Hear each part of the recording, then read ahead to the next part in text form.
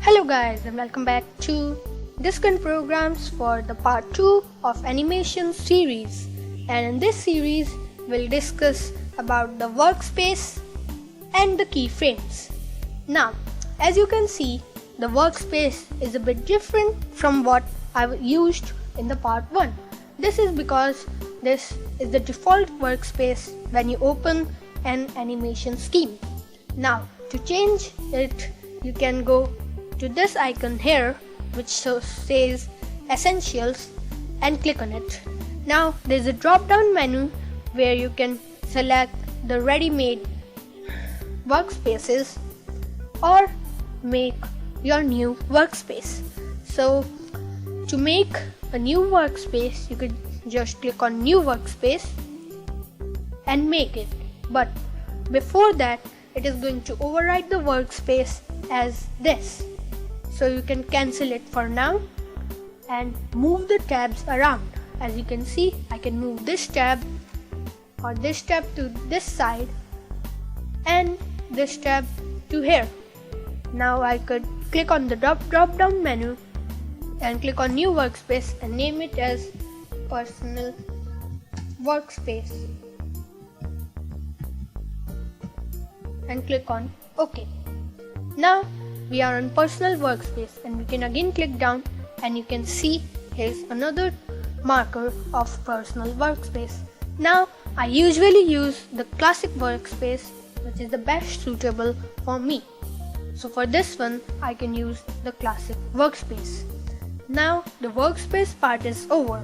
Now we can come to the keyframes. As you can see, I have created a rectangle here with a rectangle tool and a circle here with an oval tool and a line with the brush tool. As you can see here, I have keyframes till 100. To make keyframes till 100, we'll first make a new layer and then we can see that there is already one here. So we can delete these keyframes by pressing the right click and then clear frames, and after it we can click on remove frames. Now all the frames are gone and we'll have this first frame. Now we could just right click here and then insert a blank keyframe. Now we could select these keyframes, remaining these two alone, and then right click and then click on convert to blank keyframes. This way we'll have keyframes till 100. Now what is up with the layers? So now I could just click on the eye icon or here. Now I could draw on this one by using, as I have selected this layer, now I can use the brush tool and select it. Now if I undo this, as you can see, this goes behind it. I meant above it. Now if I move this layer down, as you can see, this goes behind the rectangle. So we'll discuss all the layers afterwards, but for this video we're going to discuss the keyframes part mostly.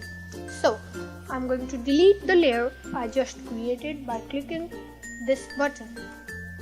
And now I have these three tools.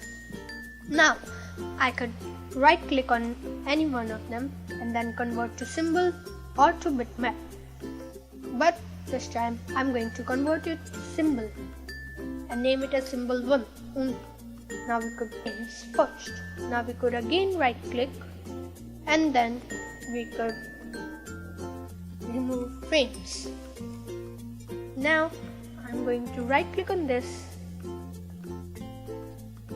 and then convert it to symbol. Now I'm going to right click again on this and then I could press it as a button or a movie clip. I'm going to select movie clip and click on OK. Now I can right click again on the 100th frame and insert a frame. And now as you can see, this whole part is clear. Now I could right click again on it and click on insert keyframe. Now I could add the tween in between with a motion tween, but as the last frame is at the same time, we are going to have to move it aside to create a motion tween. Now we can again right click on it, remove motion, and then again right click and create motion tween.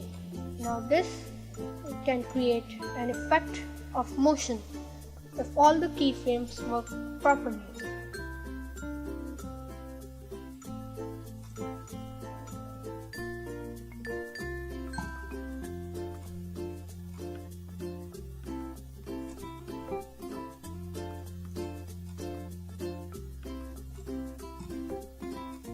Now, as you can see, we have made a motion image which moves from top left to bottom right. Now we can create another layer and hide this layer for now. Now we're going to discuss the keyframe right click menu paths. So here we have a blank keyframe as nothing is drawn in here. But as soon as we draw something, it converts itself to a keyframe which runs till the end of the animation, which is at the last of the frame. And we're going to right click at the last frame and click on insert blank keyframe. Now we could select all the middle frames and click on insert convert to blank keyframes. Now all the keyframes are blank.